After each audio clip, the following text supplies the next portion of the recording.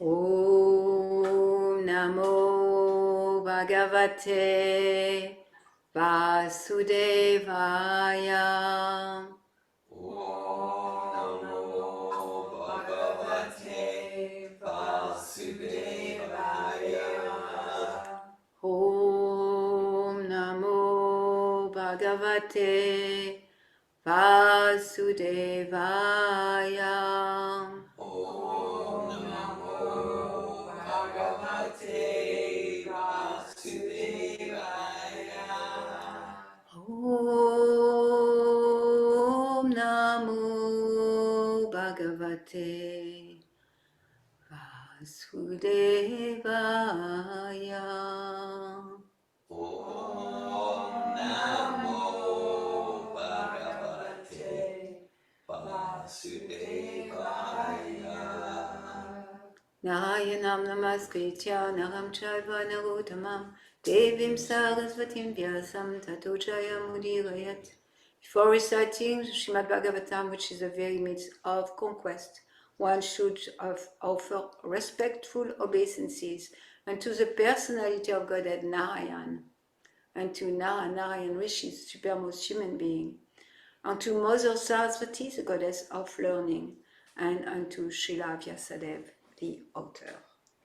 And today we are reading from the third canto called The Status Quo. And we are reading from chapter 5, entitled Vidura's Talk with Maitreya. And we are on text 47. So it's 3.5.47. 3.5.47. We can repeat one Sanskrit word at a time. Tata, appare, cha, atma samadhi, yoga, valena, jitva, prakritim, balistam, tvam, eva, dira, purusham, vishanti, tesham, shwama, syat, na, tu, sevaya, te, tata parechatma samadhi yoga. Tata Parechatma Samadhi Yoga. Balena jidva prakritim balistam. Balena Jitva Prakritim Balishtam. Tvam eva dira purusham vishanti. Tvam Dira Purusham Vishanti. Tesham shrama isyam natu sevayate. Tesham Shramasyan Natu Sevayate. Tata parechatma samadhi yoga. Tata Parechatma Samadhi Yoga. Balena jidva prakritim balistam. Balena Jitva Prakritim Balishtam. Tvam eva dira purusham vishanti. Tvameva Dira Purusham Vishanti. Tesham shamasyam natu sevayate. Tesham Shramasya Natu Sevayate. Tata parechatma samadhi yoga. Tata Parechatma Samadhi Yoga. Balena jidva prakritim balistam. Balena Jitva Prakritim Balishtam. Tvameva dira purusham vishanti. Tvameva Dira Purusham Vishanti. Tesham shamasyam natu sevayate. Tesham Shramasya Natu Sevayate. Please chant. Tata Parechatma Samadhi Yoga. Tata Parechatma Samadhi Yoga. Balena Jitva Prakritim Balishtam. Balena jidva prakritim balistam. Tvameva Svamedira Purusham Vishanti Svamedira Purusham Vishanti Tesham Shramasya Natu Sevayate Tesham Shamasyam Natu Sevahate. Someone else would like to chant?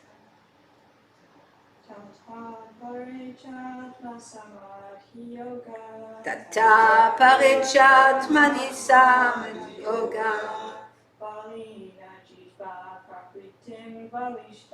Balena Jidva Prakritim Balistam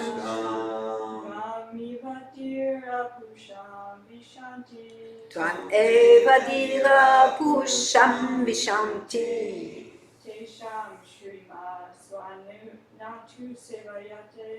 Tesham Shramasya Natu Sevayate.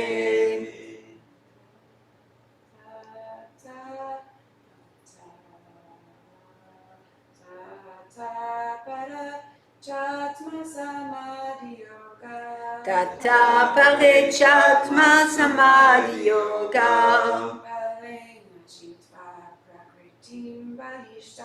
Balena Jidva Prakritim Balistam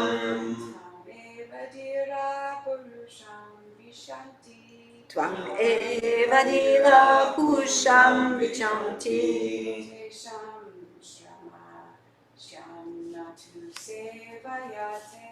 Tesham Shramasya Natu Sevayate. Someone online would like to chant?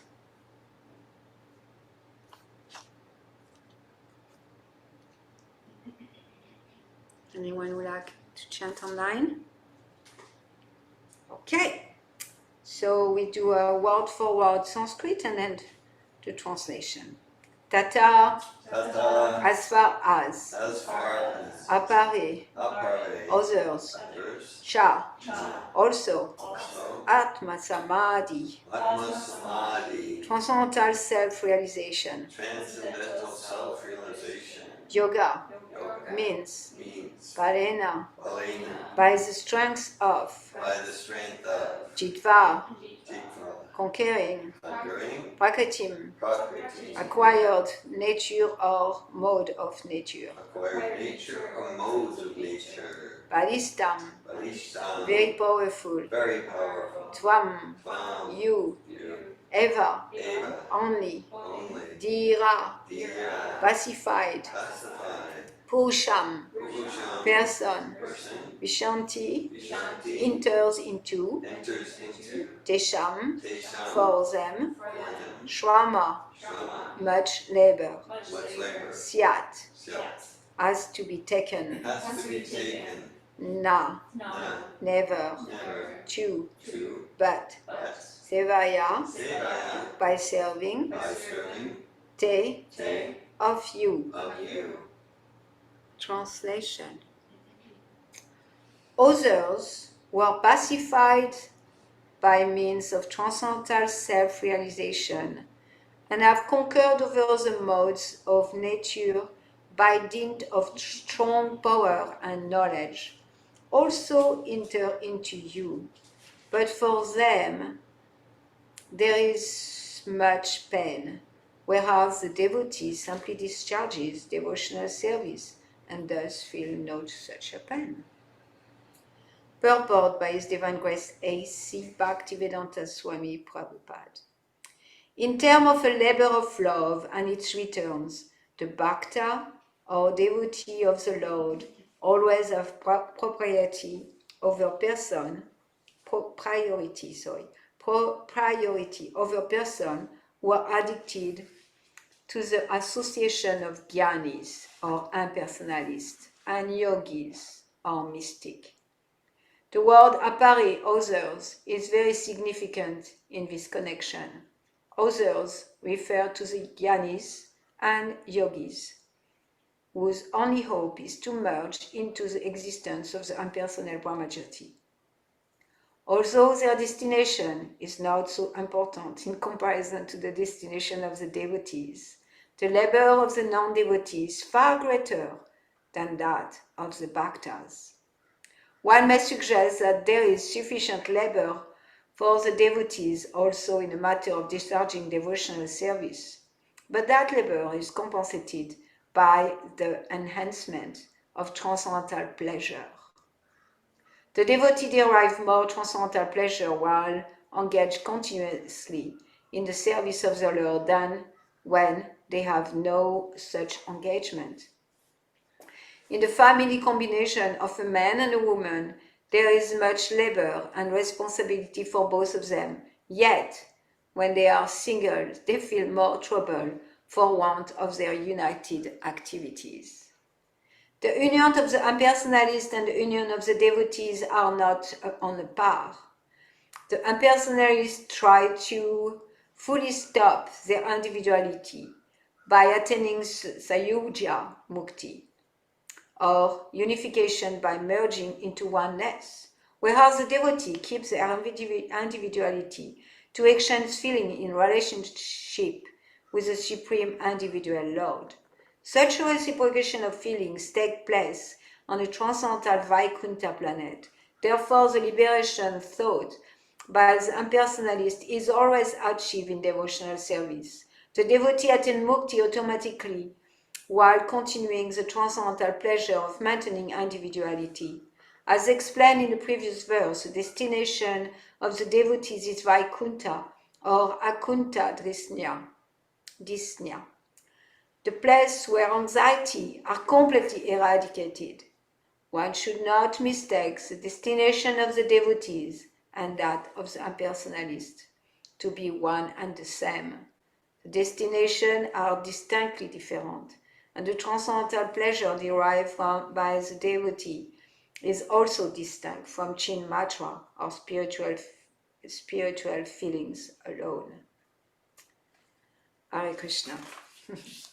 Om Agyanatimirandasya Gyanajala Shalakaya Chakshurudmilitam Jena Tasmai Shri Gurave Namaha Shri Chaitanya Manobishtam Shtapitam Yena Bhutale Swayam Upakadamayam Dadati Swapadam Tikam Vandeham Shri Gum Shri Yuta Padakamalam Shri Gurum Vaishnavam Cha Shri Rupam Sarajatam Sahagana Ragunatam Vitam Tam Chajivam Sadvaitam Savadutam Parijana Saita Krishna Chaitanya Devam Shri Radha Krishna Padam Sahagana Lalita Shri Vishakam Vitam Cha He Krishna Karuna Sindhu Dinabandhu Jagat Pate Gopesha Gopika Kanta Radha Kanta Namostute Tapta Kanchana Gorange Radhe Vrindavaneshwari Vishabhanu Sute Devi Pranamami Hari Priye Vansha Kalpata Ubhyascha Kripa Sindhubhya Eva Cha Patitanam Pavanebhyo Vaishnavebhyo Namo Namaha Namam Vishnu Padaya Krishna Prestaya Bhutale Shrimate Bhakti Vedanta Swamini Tinamine Namaste Sarasvate Deve Gauravani Pacharine Nirvesesha Shunyavadi Paschatya Dejatarine Shri Krishna Chaitanya Prabhu Nityananda Shri Advaita Gadadhar Shiva Sadi Gaura Bhakta Vrinda Hare Krishna Krishna Krishna Hare Hare Hare Rama Rama Rama Hare Hare Mokam Koti Vachalam Pangum Langayate Grim Yat Kripatamam Bande Shigu Dejandarinam. So we are reading from Canto 3, Chapter 5, Text 47. Others, who are pacified by means of transcendental self-realization and have conquered over the three modes by dint of strong power and knowledge, also enter into you. But for them there is much pain, whereas the devotee simply discharges devotional service and thus feel no such a pain. Hare Krishna. So the demigods are speaking. So they know what they are speaking about. They are advanced devotees. They are not pure devotees, but they are definitely very intelligent. They have more manifested qualities of Krishna than we in the Kali Yoga in this earth. And they are, they are speaking, they are glorifying the Lord, and they are glorifying His presence on earth, they are glorifying His devotees, and then they are also glorifying how devotional service is so much superior than any other process of self-realization, So devotional service is superior to any other process. And so others, Srila Prabhupada says, means the Gyanis and the Yogis.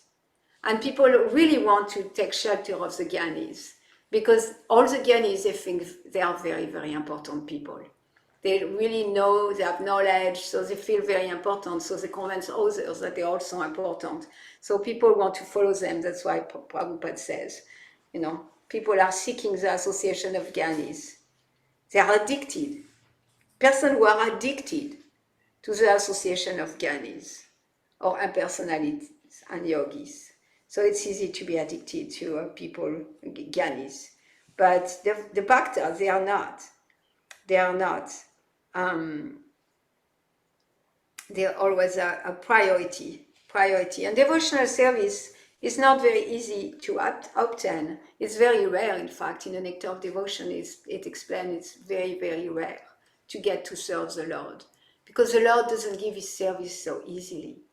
So that's why they have priority, because they are so pleasing to the Lord. And it's interesting, a few days ago I had a conversation with a couple, and there is a young woman who come to our Bhagavad Gita reading for a few months now, and she's just learning about Bhakti Yoga. Once I met with her, and we learn how to chant, and also because she have a business, a vegan catering business, I thought like, wow, I'm going to also go further and tell her about Prashadam, because I thought like, wow, that would be exceptional if she was offering, everything she cooked, because that's what she does. So she learned how to offer, she learned how to chant, and she loves the Bhagavad Gita. She's so enthusiastic, and she's married. She's married, and her husband is very open to Krishna consciousness. However, at one point they hit like a block, because her husband, for many years, he was following the 15 principle of Dao. It's not Taoism, it's the Tao. He makes distinction between those things, and then so they were practicing together Krishna consciousness. They were really happy, and then they went to the temple, and when they were at the temple, all their senses, like the fragrance of the incense, and then the beauty of the colorful deities, the beauty of the devotees, also colorful devotees, and atmosphere, everything like captured all their senses and mind, and they felt so happy. So they went 2 times, and then her husband, he was concerned, so he asked his teacher, and his teacher said, you shouldn't do that. And so it became like a really difficult situation for them, because she felt like, we were so happy, why should we stop going? And he was saying, well, my teacher, and I've been, following Taoist for such a long time, say we shouldn't do that. We shouldn't go in any temple, any church, any mosque, because in church, temple, and mosque, it's people. It's not God. It's people giving you knowledge. So that was a good point. So she was in distress. So she asked me. What should I do? I said, well, let's meet together. So let's meet together with your husband and you, and let's see what's happened. So we did, and I met her husband, very, very nice person, so clean. I was very impressed by him. I was very impressed by him. And so he told me his story, his spiritual story from the time he was 15-year-old. And I listened, I held space, sacred space for him to express.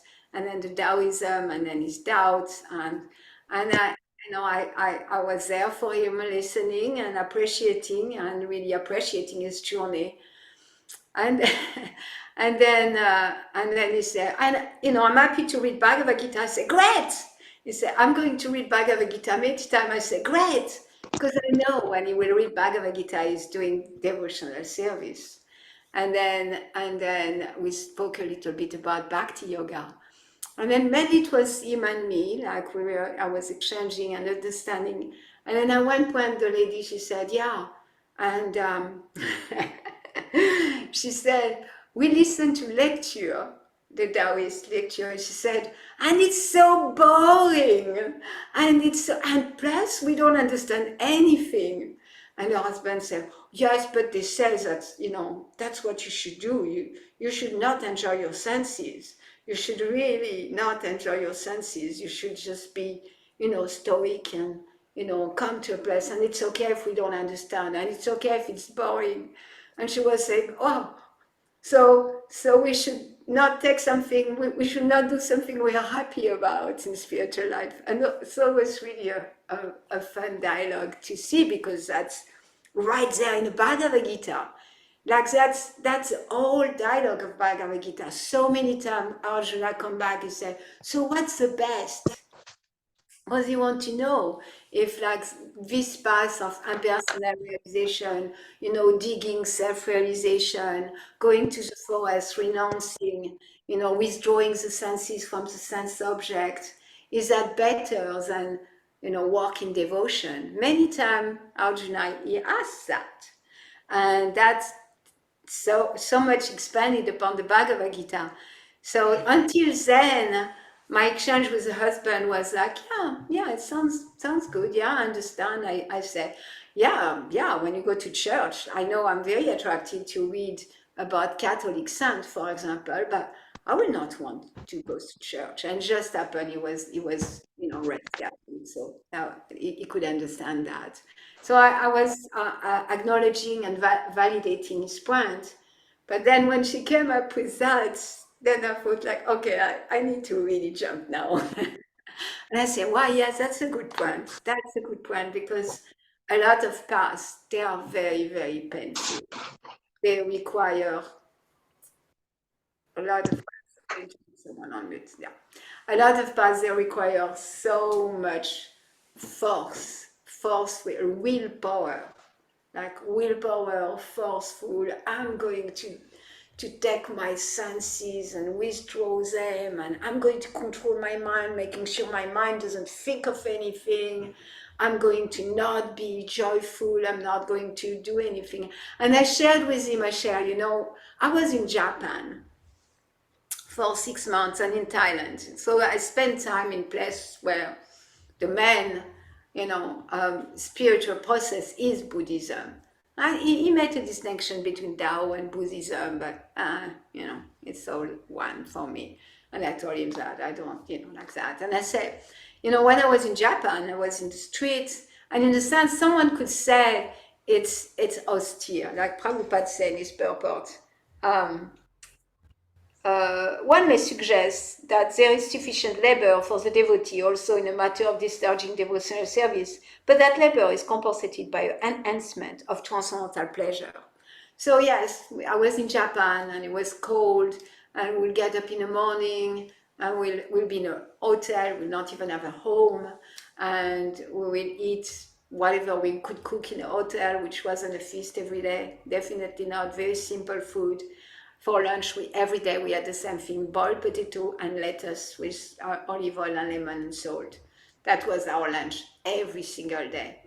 And then throughout the day, 12 hours a day, we were in the street of Japanese cities, like, Tokyo, Osaka, Nagoya, Hiroshima, Nagasaki.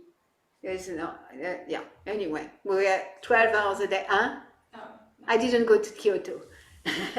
But so that's what we were doing, 12 hours a day in the street with books. It was cold, And we, like not very, very cold, like cold, like Florida winter, maybe a little colder, wetter.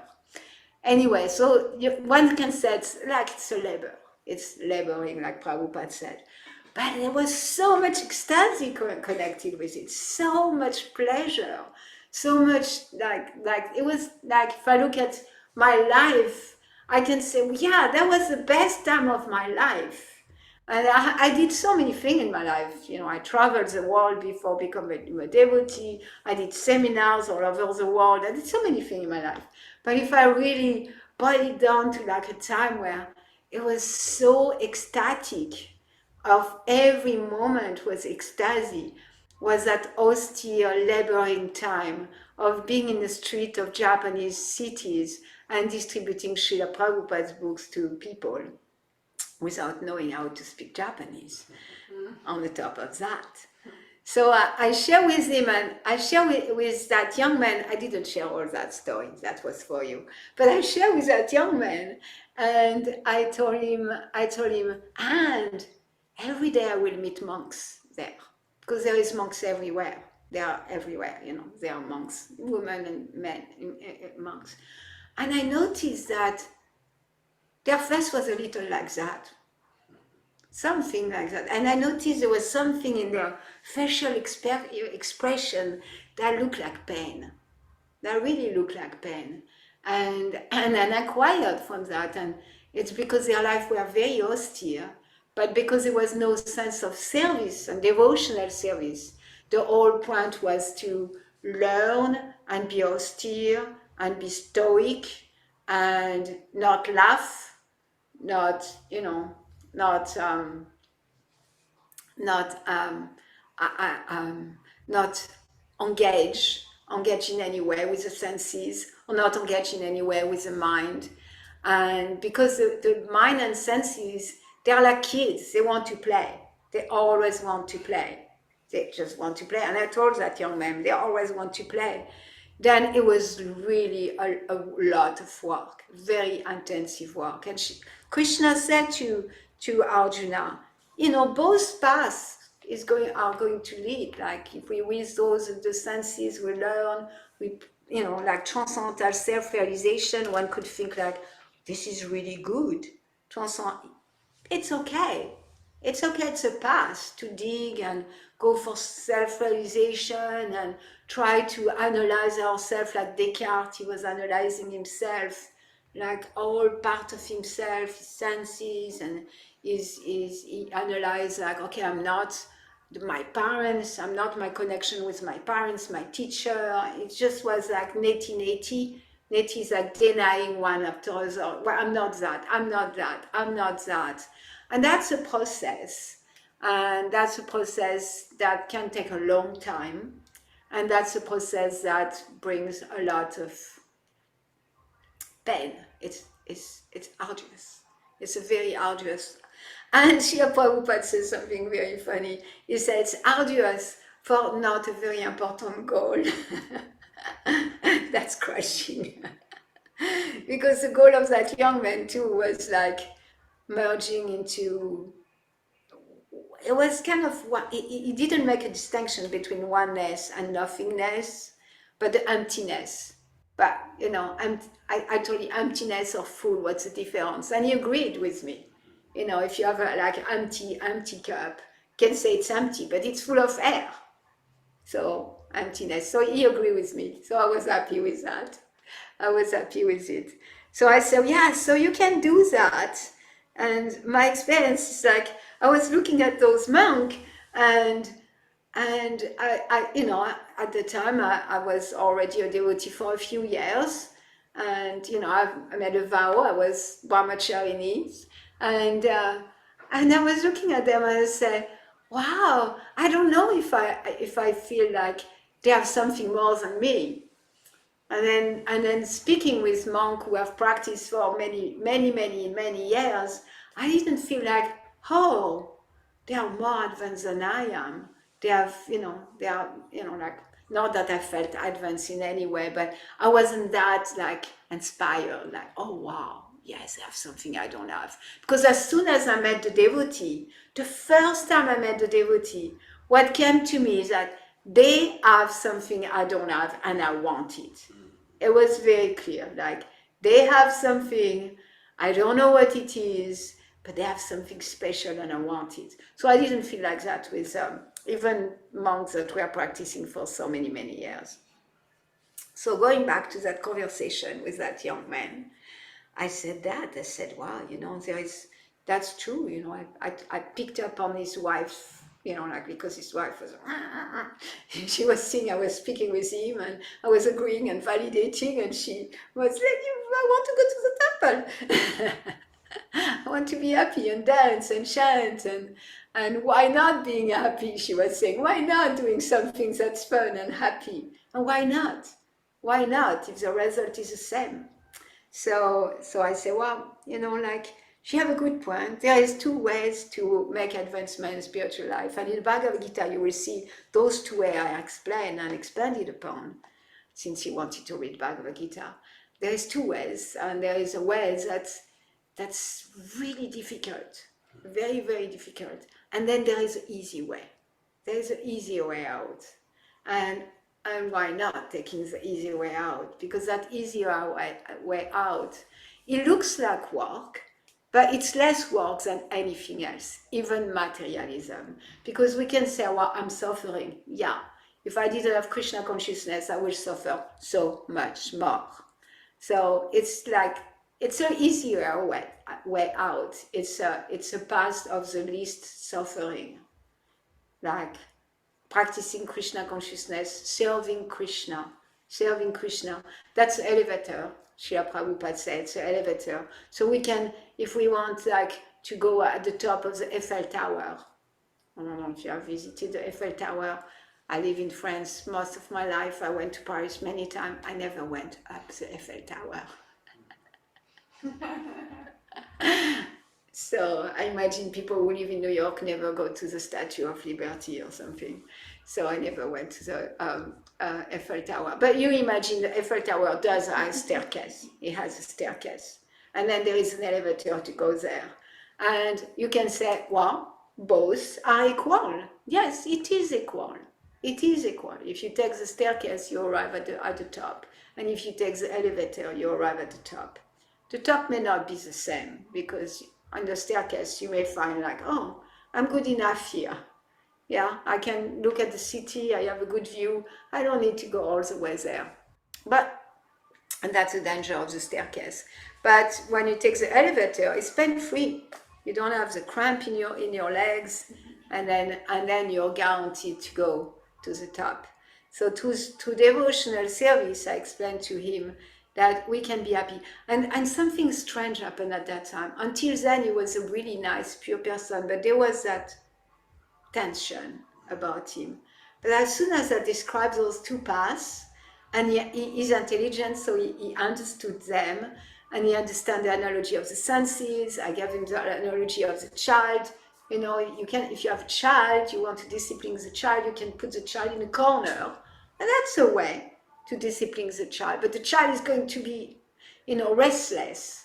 But instead of doing that, you can engage the child in positive activities like drawing, or you can play a game, or you can go outside, or engage them in gardening, and then the child will be pacified when the child wants to be naughty, and all our senses want to be naughty. All our senses want to do nonsense.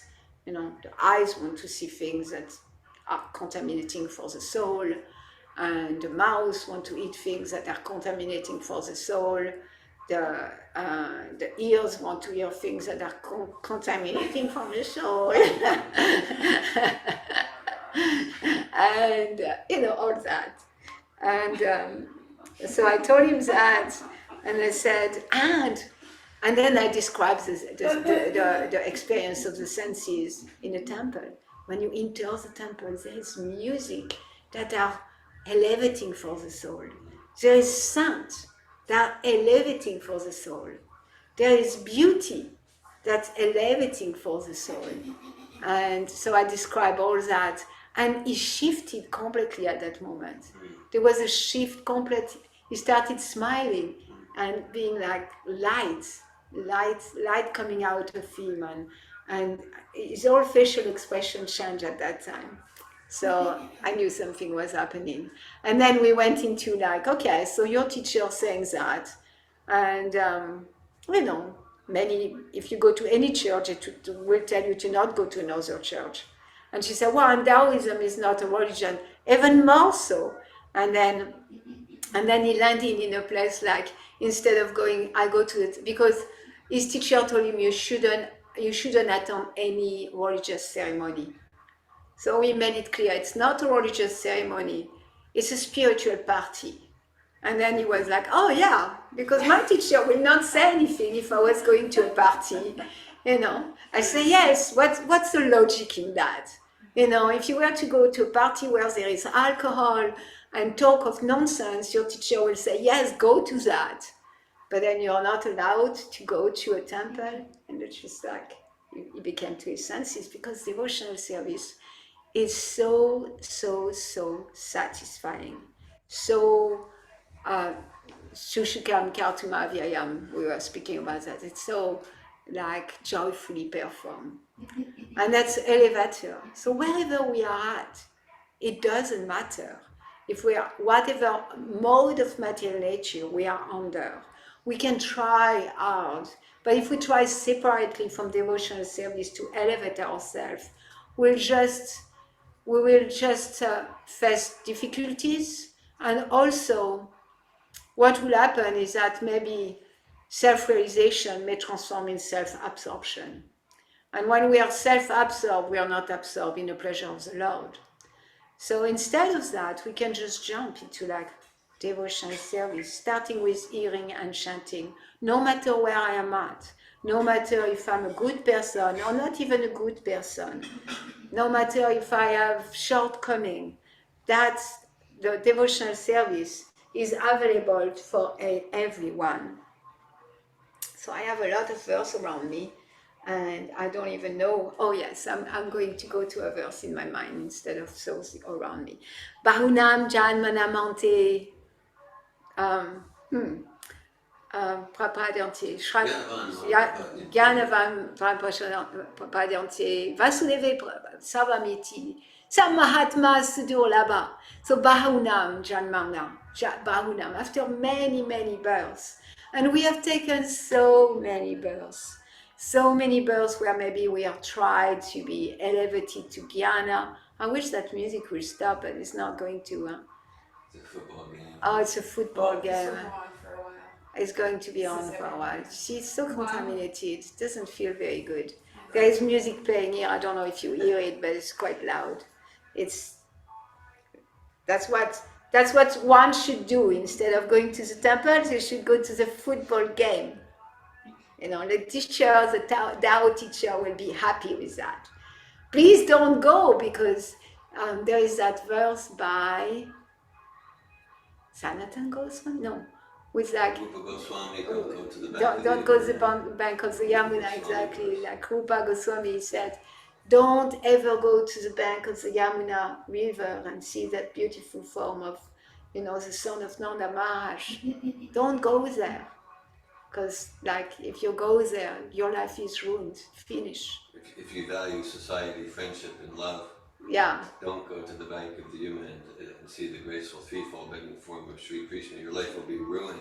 Your life will be ruined. If your values of society, friendship, and love, your life is finished. So of course, his teacher said, don't go there, because, you know, after that you won't go to the boring class that with no meaning, because the world jugglery that Prabhupada is speaking about often is that, you know, Taoism, like, I don't even know if it's even like go back to Buddha. It's comes, you know, some kind of man created something, someone who felt maybe enlightened and kind of developed something. There's so many human beings like that. I know when I was in France, my stepmom, she was telling me about a man, and he have his own theory that there is no need for human being on Earth, that Earth will be so much better. And he's very famous. He have many, many followers. There is no disciplic succession. There is no going back to Godhead with that person. It's just he probably read a lot of books, I can imagine. A lot. He's a good Gyani, intellectual. But there is no ground to his philosophy, but some good.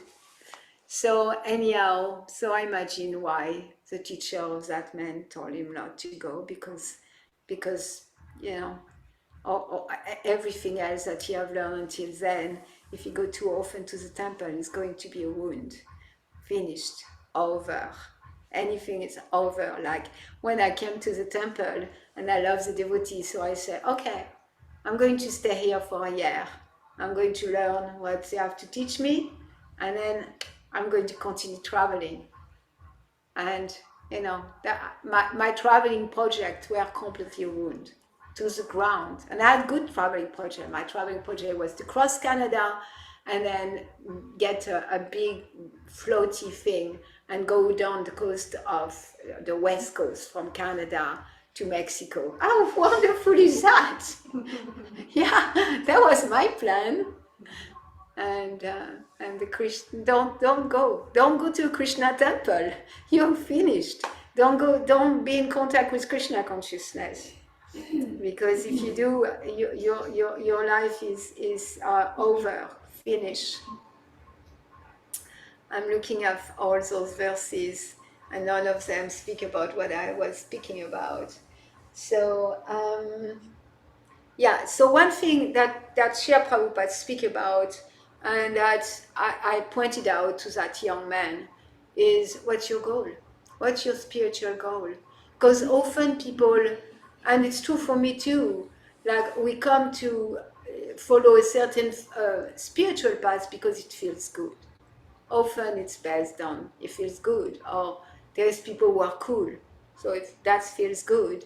Or I know I was very attracted by the philosophy of Krishna consciousness. It felt like déjà vu. Feel like, oh, I'm coming home, déjà vu. And it felt really good to feel that. But it's not like I had a goal to know God, or to have a relationship with God, or to serve God. That's not there at the beginning of practicing anything. So I spoke with him about that. What's your goal? What's the spiritual goal? Is a spiritual goal to come to a place of emptiness? That's scary, because we have senses. We have senses that want to be engaged. We have a mind that wants to be engaged. And once I had a client. She was regularly going to a temple of the universe. I say it. And she had challenges in her life. She was very easily, like men call them hysterical. Like at one point they were doing hysterostomy on women because they were hysterical. So she had a tendency to really get disjointed and really like that. I could relate to that. So she will go to the temple of the universe because they were meditating. And she felt good meditating. So that felt good. And then she was really having so much benefit from the meditation. But then as she was going for a while, a few months, maybe a few years, she was hearing more and more about something about nothingness, emptiness, void. And then she shared in one of her sessions, she said, but that's crazy. I prefer being crazy than going in and then disappearing in a place of void. And I felt, wow, she's so advanced. She's really so advanced. And the interesting thing about this client is that she didn't know that spirituality is not necessarily the goal of spirituality. Because that's the only thing she knew. She was thinking the goal of spirituality is to empty yourself and come to a place of void. And that's the goal of every spirituality, because that's what she knew. And then I explained, well, no, that's one thing. First, there's no void in the universe. At least in my experience of the universe, I cannot find any void. So if from my experience of the universe there is no void, it's difficult to imagine, that in Krishna's creation there is no void. Everything is full because Krishna is full and complete. And then we started speaking like that, and speaking about Bhakti Yoga. And right away she was so interested. She said, "Oh, that sounds so much more attractive. That sounds so much more attractive to find the peace, Bhaktaram Yagata Pasam Sarvaloka Maheshwaram Suidam Sarva Bhutana Kyantim Mam Shantim Shantim Rikshati." So that's a peace formula. Srila Prabhupada gave us the peace formula. So that's a peace formula. It's right there in the Bhagavad Gita.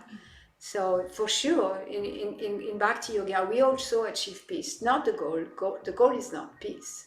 The goal is not to even realize ourselves, like who am I, in a sense of self-realization that's, about neti, denying who I am. The goal is to serve Krishna. And the goals and the means to go and to approach Krishna is devotional service.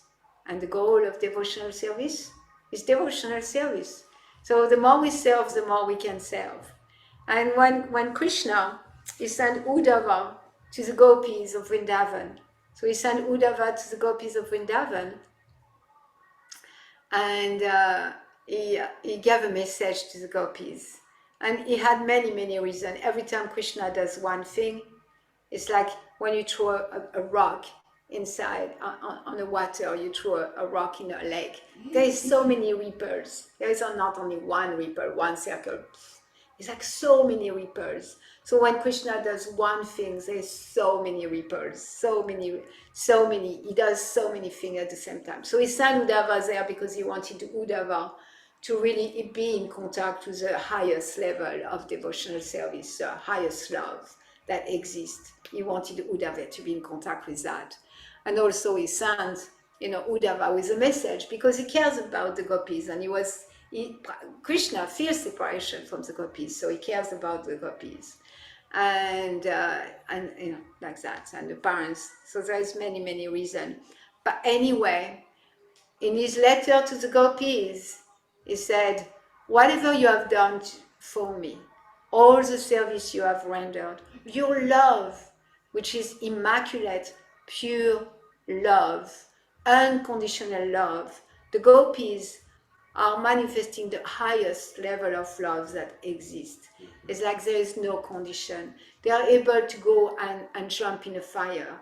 They are not in self-realization or self-absorption. They don't care to disappear if that's the joy of Krishna. That's how dedicated and unconditional they are. And so Krishna, he glorified their love and their service attitude, and he said, I cannot repay you. There is nothing I can do to repay all the service you have rendered to me. And you need to be satisfied by the service itself.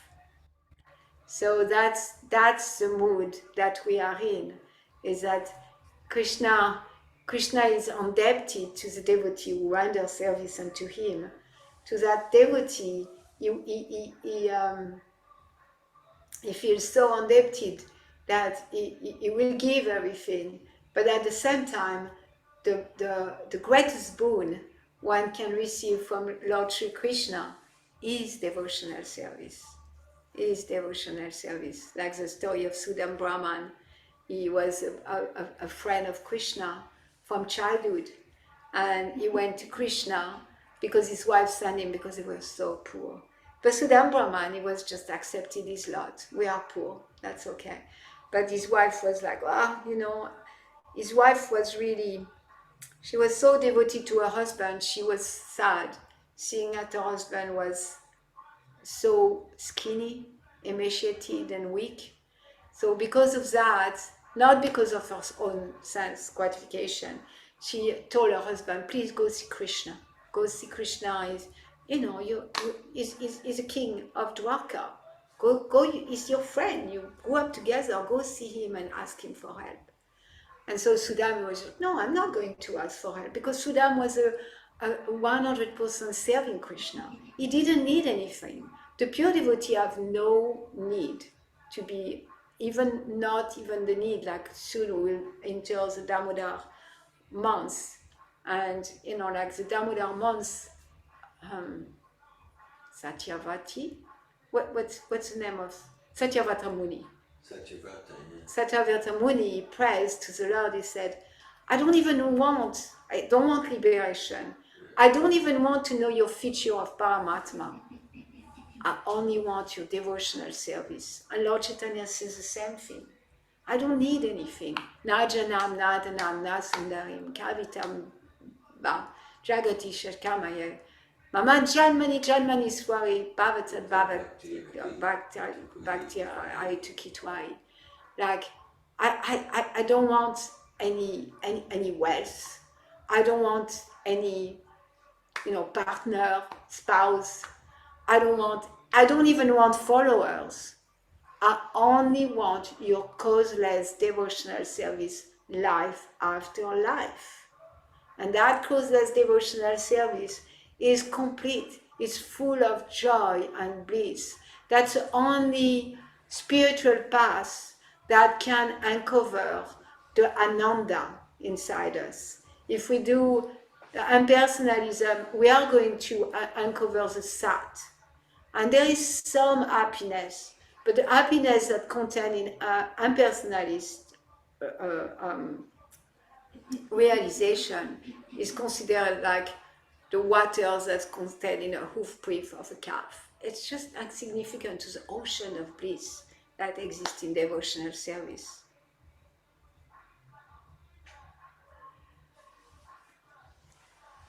Most of my just the chat. I will read it later, Kara.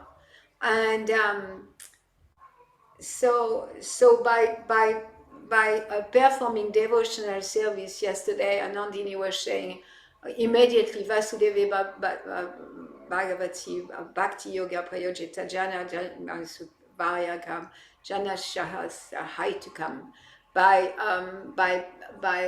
performing devotional service, one immediately acquire causeless knowledge and detachment from this world. And so that's something, it's automatically attained, meaning like what impersonalists or yogis are spending their life practicing. That's what they want, detachment from the world and causeless knowledge. That's what they want, the Gyanis. And they can spend a lifetime to achieve that. And for a devotee, just by practicing devotional service, it's immediate. Immediately, no need to wait. Immediately there is that detachment and then the causeless knowledge. There was a sentence from yesterday's purport that shocked at me.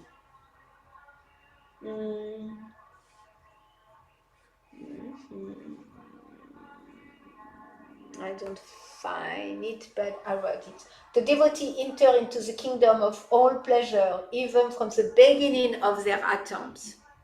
Even from the beginning of their atoms, they enter the kingdom of all pleasure. And that couple, they felt that. Because they are clean, they are vegan, and they were living in a mode of goodness. From the mode of goodness, it's easier to go to Krishna. So because they had that advantage of the mode of goodness, practicing the 15 Buddha, the rule of Buddha, and all that, because they were on that platform, they felt so much happiness being in contact with devotional service. They felt really immediately. So whatever, they could continue to practice what they were practicing, and they will attain non-attachment, detachment, and causeless knowledge. And it will take a lifetime.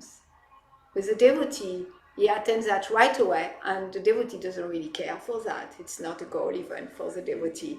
But what the devotee, it's Yayatma Suprasidati. It's like only this, only devotional, Savampur Sampar Dharmo, Yato Bhakti Adoksaje, Haituki Apotiyata Yayatma Suprasidati, Yayatma Suprasidati. So only devotional service can give Yayatma Suprasidati, like the full, like pleasure of the soul. Only this kind of activity can give full pleasure to the soul. Nothing else will give pleasure to the soul on the level of bhakti. Sarvopadi vinirmuktam tatparit venam virvama rishikesha rishikena sevanam bhakti utyati. So that's it. Sarvopadi, when we let go of all kind of material designation, to really not even try to to identify with anything, including self-realization, and in a purpose of serving the spiritual, the personality of Godhead, and we purified our senses by serving the honor of the senses. At the beginning of creation, we see our senses are already there. They are in a workshop of Brahma.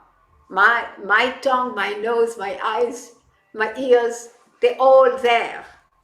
They were existing before that shape came to place. So why? Because they belong to Krishna. And so when we engage our service in the honor, our senses, in service of the honor of the senses, then that's a happy place. Because everything is properly situated. That's our constitutional position. Ayinandandanuda kinkaram patitamam vishame bhavambuvu kripayatava dorpakancha sita aduli shadrisham vishintaya. O son of Maharaj Nanda, I am your eternal servitor.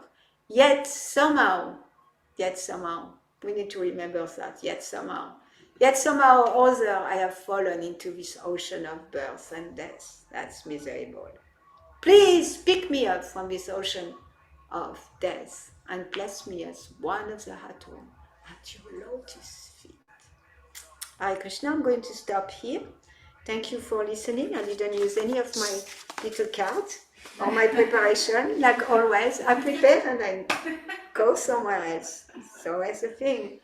Hare Krishna. I'm going to read the verse again and then we can discuss. Tata parechatma samadhi yoga balena jidva prakritim vadistam tvameva dira purusham vishanti desham shrama sham natu sevayate. I noticed shrama. I wanted to speak about that word. Shrama means much labor. Shrama eva kevalam. There is that verse, Shrama eva kevalam. That's so much useless labor. Sometimes we are laboring in a wrong direction. And we want to really be aware when we are doing shrama, like shrama eva kevalam, useless labor, that are not really, that's just like perpetuating us being attached to this material world and not really just serve Krishna. You're happy, serve Krishna. You're sad, serve Krishna. You're angry, serve Krishna. You are envious, serve Krishna. You're healthy, serve Krishna. You're unhealthy, serve Krishna. That's it. Hare Krishna. Thank you. I see George. George, you have your hand raised. Hare Krishna, Mother Malini. Thank Hare you. Krishna. Thank you so much for the beautiful class. I wanted to share a little personal experience I had yesterday in the morning chanting before class. I received a download and the message was chant and be happy. And then and then I said, what? And then I heard it again, but this time it was in Prabhupada's voice, chant and be happy. And I started to smile, um, And I want to shout out a little bit to Garuda Das for helping me make this distinction of being in the headspace versus, you know, being in the heart space, like receiving, like doing devotion from the heart. Because even, reading yesterday's verse, it mentions like a devotee with a serious attitude. And yes, exactly, like the like the monks you're describing, or has to be very stoic, like no smiling, and I could see that coming from the headspace or the mind space. But when I drop down into the heart space, it's like sincerity, right? It's like sincere devotee. The devotee sincerely wants Krishna, wants to please Prabhupada with sincerity. And then I think yesterday's verse also mentioned like simplicity in devotional service, or how it's simple. And I was meditating about that path of like, just be happy, you know, just choose right now, choose happiness and do service. So I was appreciating very much Prabhupada's message of chant and be happy. And I just wanted to share that in relation to today's verse about the serious attitude and the simplicity of devotional service. The bliss of devotional service and how easy devotional service is in comparison to the hardship and difficult paths, like other paths. Yeah, it's simple, easy, and it creates right away. We get satisfaction.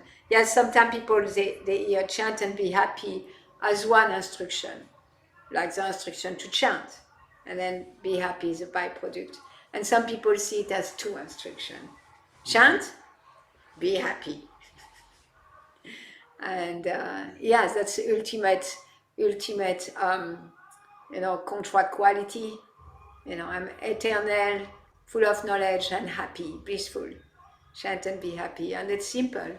And I like the part about sincerity, because often our material conditioning lead us to want to control. So we want to control everything, and including our spiritual process often. We just want to control our self-realization, we want to control our spiritual process, we want to control everything. And because of that, we just tense, it's like our willpower come in, and that's what Srila Prabhupada is speaking about, the willpower. Say labor, in terms of labor of love and its return. It's like, how it's called, like the return, the law of diminishing returns. That's not what I was thinking, more like investment and return. Anyway, so in terms, return on investment. Yeah, so in terms of a return on investment, Srila Prabhupada say, okay, there is the bhaktas or devotees of the Lord always have priority. They are the smartest one. They invest the least to have the greatest return. And others, and we can see that inside us, like a devotee of the Lord is only want to do devotional service. So anytime there is something else within us that become hard, or we want to control, we can see like, okay, am I really doing devotional service, or am I like am I absorbed in some way, addicted? We are addicted to association with gyanis. And am I, is that addiction manifesting?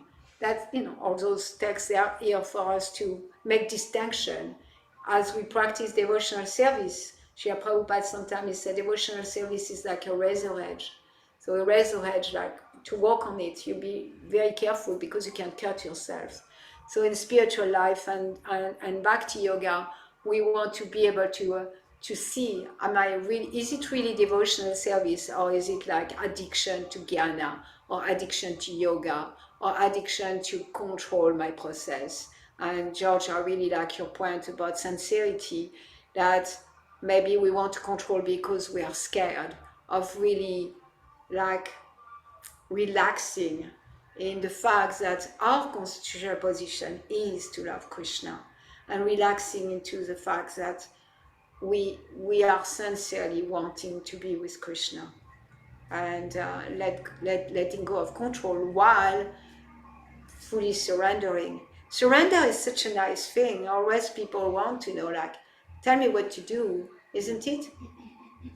So surrender is such a nice thing, and at the same time, it's the thing we scare the most of, because for so many lifetimes we have surrendered to the wrong things, surrender to our senses, to our stomach, and we hurt ourselves.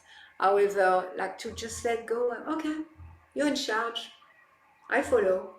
It's so peaceful, and to come to that place of trust, deep faith, and tapping into the sincerity of our soul that want to be with Krishna. Thank you, George. Hare Krishna. Yeah, it makes the labor part of it like not be as laborious, or it almost like eradicates it. In like the moment I started like smiling and just choosing that for myself, I was just like so blissful. So yeah, Hare Krishna. Thank you so much. Yes, this can be simple and easy. It's complicated for the crooked mind, and it's simple for the simple. So we can be just simple in it. And the moment we are there, then whew, all the cells of our body kind of jump up and down and are so happy. Anybody else like to share comments, questions, challenges?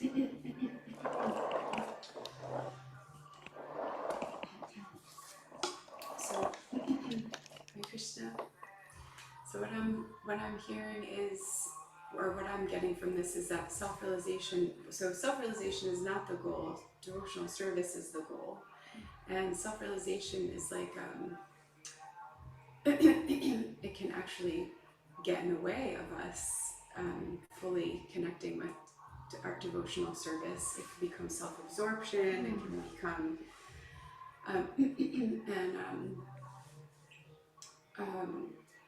so it's almost like it's a I feel like it's a tool.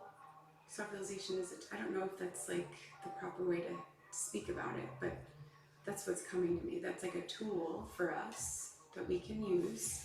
But even like through devotional service, the highest the highest goal, we're going to have there's going to be so much self-realization through devotional service. Like and that's going to have this I would say self-realization is a byproduct of devotional service, and like everything else, it's not like it's part of devotional service. It's a byproduct of the devotional service, and it's not meant to be a separated endeavor. By practicing devotion, yeah, it's not meant to be a separated endeavor. It's a byproduct of devotional service. Like as we chant, for example, the anartha come to the surface, we get to see ourselves. So that's self-realization. I realize, oh, I have envy in my heart. Oh, I have, whatever. And then it's not about like spending time with it. It's oh yeah, okay, thank you, Krishna. And then I'm continuing to serve you. right. It doesn't need to be a separate endeavor or a place where I spend time necessarily. However, not that, when Krishna revealed to us what he needs us to see about our conditioning, then we don't want to ignore it. We want to be able to like, oh yes, thank you, and allow that to help us to become humble, to go into humility, and feel small and conditioned. And yes, we are conditioned, but we don't need to identify with the conditioning. Because the word self-realization is bottom, I was called bottomless. It's bottomless. We can spend lifetimes and lifetimes and lifetime absorbing self-realization. Yeah. Yeah, I'm appreciating it because I can see how I have, and I can see how I have really indulged in and it's like it's like grungy. It's like kind of like grungy, like it's another form of sense gratification. Or sense gratification, right? Yes. And so yeah, it feels it's like freeing to think I'm just going to like okay, yeah, here's this envy, here's the, it doesn't need to be, I feel like this is very much my process right now. It is. Yeah. Yeah. Things that you shared definitely was very similar in a nectar of devotion. Yes. Yes. I feel like I'm less and less identifying with those parts of myself that are being revealed to me, and taking it so seriously or making it so So important, like Yes. like Yanis, like we are addicted to Yanis. I think they're very important. right. Yes. Yes. Okay. Thank you. Thank you for sharing that. Yeah, so it's not a separate endeavor, and wherever we are at, we discover we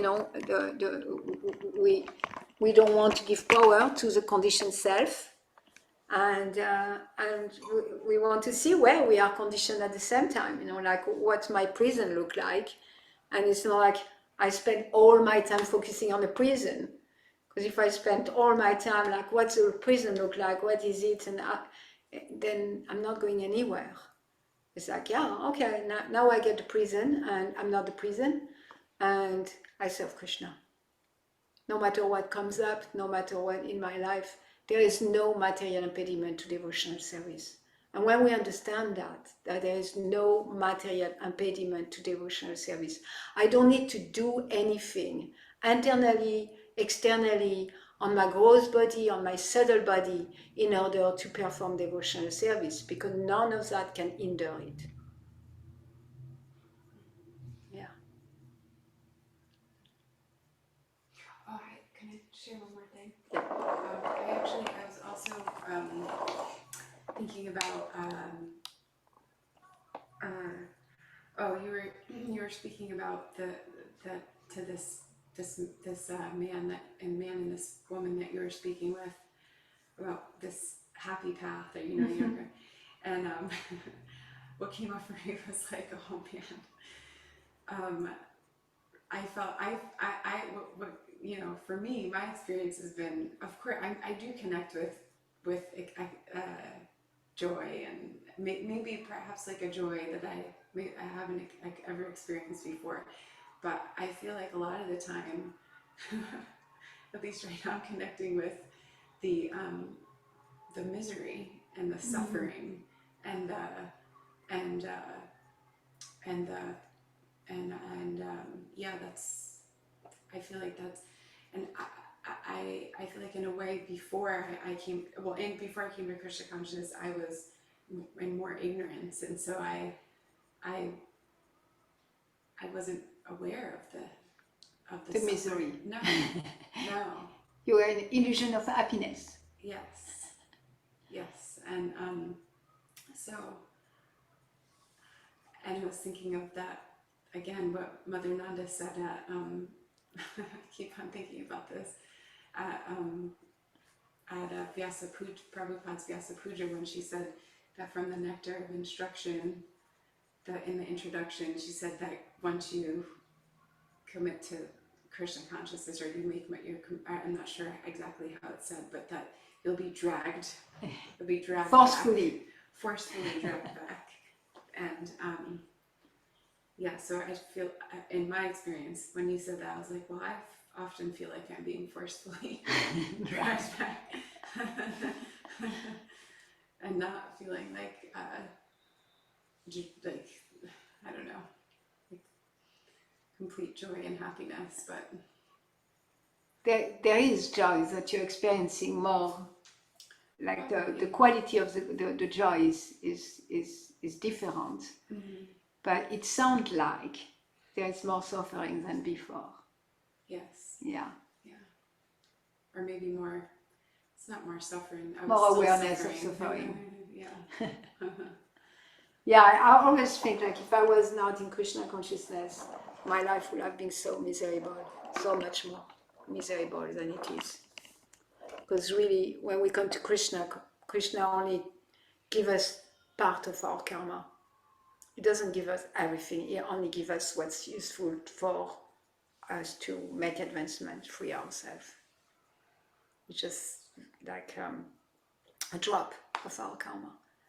You know, often people come to Krishna consciousness. There is an age range too. Like if you see anybody who's like less than 27-year-old, they're usually happy, in illusion of happiness. And then there is cycle of life. You know, like midlife crisis for women, it arrives between 25 and 35, for men between 35 and 45, where they realize they are really miserable, and they have been really miserable all their life.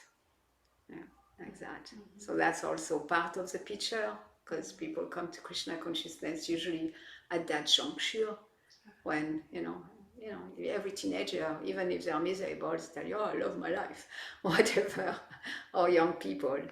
But so there is that also to enter into the considering that factor of like the illusion of happiness in age. Yeah. Damayanti, you have your hand raised. Hare Krishna. Thank you for the class. It was very fun and illuminating.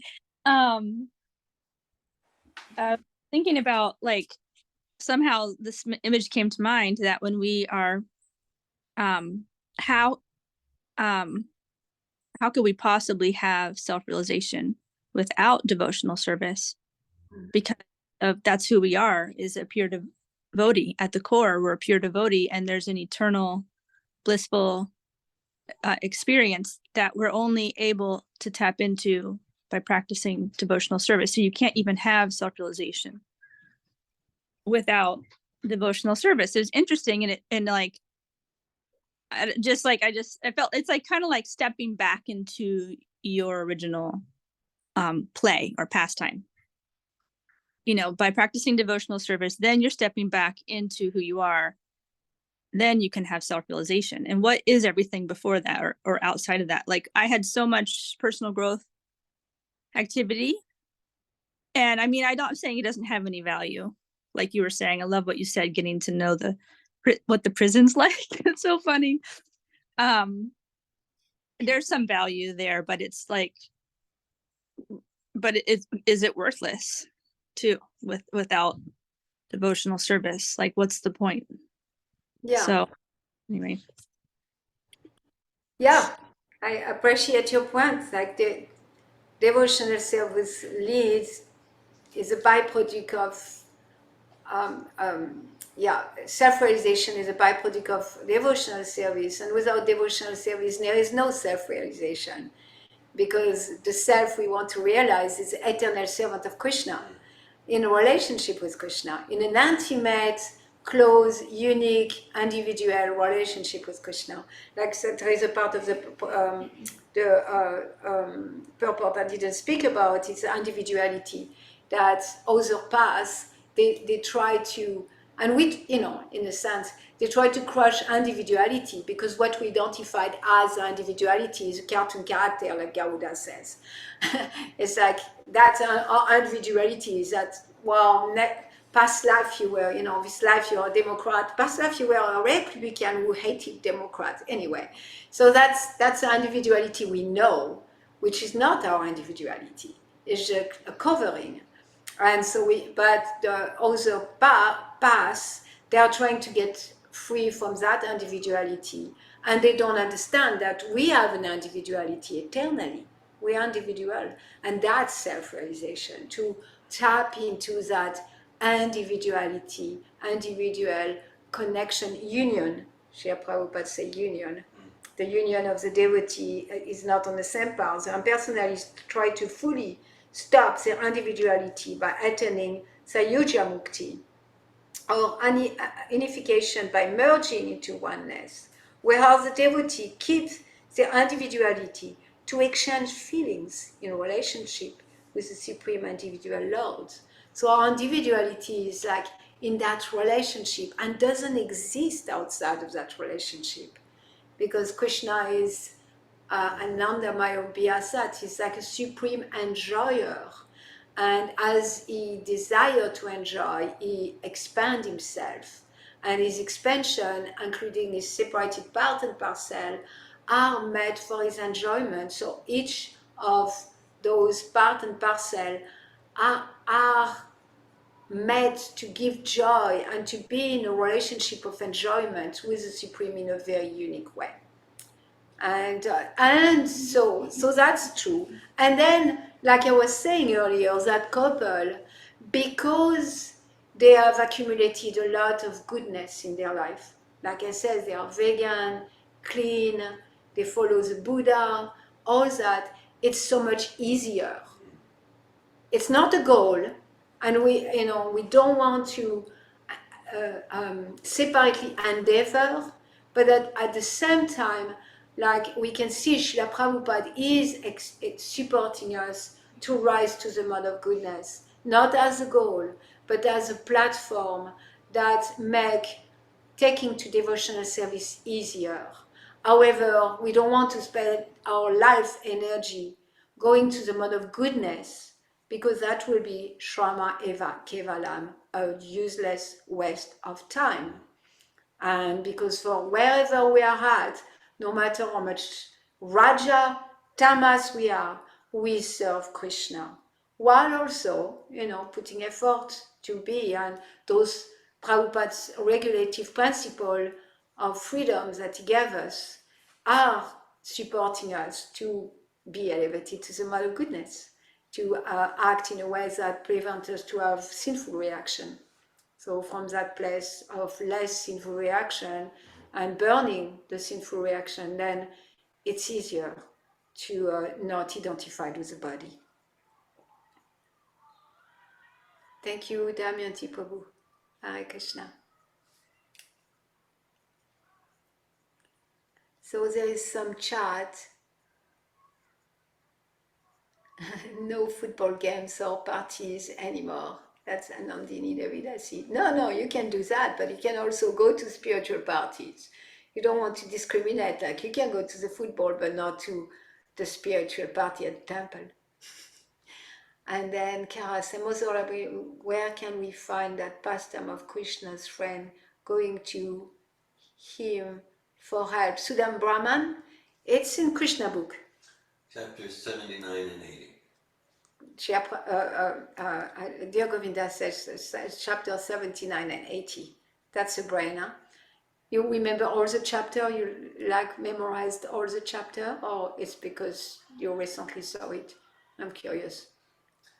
Some combination of the two. Yeah. Sudam Brahman, it's a very moving story. Mm-hmm. Yeah, it's there towards the end of Krishna book. Yeah, I didn't finish saying the story. But anyway, he didn't want anything material. And he just wanted to see Krishna and serve Krishna and be happy with Krishna and be the friend of Krishna. And of course, Krishna, bestowed upon him wealth and everything to fulfill the desire of his wife. And at one point, he was snatching, like Sudam Brahmana, taking some cheap rice, something that, like broken rice that they found on the street and all that. They are washed and they brought it to Krishna. And then the goddess of fortune, in the form of Rukmini, I believe, and she was there, and Krishna snatched the gift because Sudami was too embarrassed. He was poor, embarrassed. He didn't want to ask anything from Krishna because the pure devotee never asked anything from Krishna. And then he was too embarrassed to give even his gift to Krishna. But Krishna saw, he said, "You have something for me." And he snatched the little bag of rice. And then Krishna, he started to take it. And there was so much love in that bag of rice. And he took a bite, and then he took another one. And then Lakshmi Devi, in the form of Rukmini, stopped him. He said, stop, because if you eat more, I will need to give him so much, too much. So please stop here. So that's a funny pastime. It's a great story, Krishna book reading for Kara, but she's not here anymore. Anything else? Well, just sharing yeah. So I'll say if I look at my experience the past 43 years, I experienced that without fail, without any exceptions, Krishna consciousness is always blissful. It's always blissful, without fail, without any exceptions. And he said, also that contradicts what you shared. But no, I can experience, I'm experiencing even more misery and suffering than I did early in my life. So I'm making a distinction. So I experience, and that's true for me, that Krishna consciousness is always joyful and blissful and free from miseries, always. And resistance to Krishna consciousness is the cause of so much misery and suffering and anxiety and envy. So I'm just making a distinction. Whereas, Bhagavatam gives the Paramahamsa and the fool, right? So they're both happy. Of course, it's a different quality of happiness. So the fool is just, like the pig wallowing in mud, that the bliss of ignorance, and like that. Now the Paramahamsa, that's one who has full self-realization, devotional self-realization, who I am, a spirit soul, servant of Krishna, and the courage to act on that at every moment. So the Paramahamsa has the real bliss. It's not the ignorant bliss of the fool. And it's described in between the fool and the Paramahamsa. We have the awareness. I have the awareness, but I don't have the sincerity or courage to act on that awareness consistently. Instead, that's the suffering condition.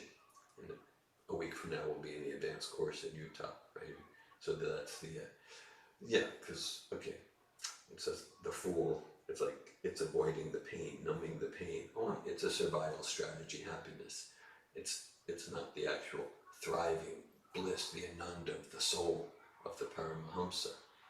So, in a sense, maybe I'm less of a fool because now that I have knowledge, I am a servant of Krishna, and so I'm just making that distinction. So my misery and suffering is resisting giving myself to the process of bhakti. And when I'm actually giving myself to the process of bhakti, that's always joyful. Just wanted to share about that. Hare Krishna. Thank you. Jai. Didn't drink my medicine. Hare Krishna. Thank you all for listening. Krantara Srimad Bhagavatam ki jai. Srila Prabhupada ki jai. Gaura Premanande Haribol. Haribol, thank you. Hare Krishna. Hare Hare Krishna.